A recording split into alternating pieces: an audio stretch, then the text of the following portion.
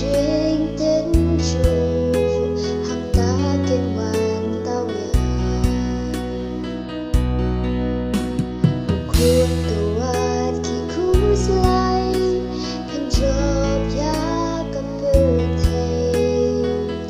hilong khi job nga thành job ring ka duglay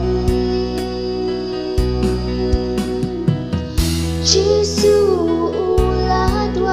nakapinta kisenran nabaon pa siya pertay banyala kung maukma ulap haya uban penden ya jing it uglay magiway kenyote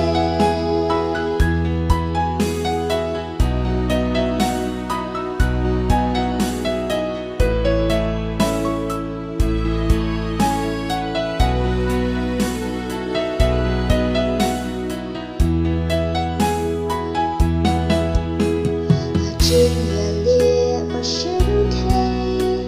vẫn kỳ khuôn trong u blay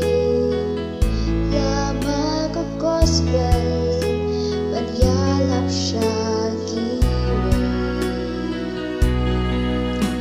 cũng chỉ từ li ha utrai in yang ban trai ka lên tha wat la ka jeng dom shop yang i hang ta Jesus la doi nakapinta kisenran nabaon pa siya pertay banyala kung maut pa ulap haya uban penden.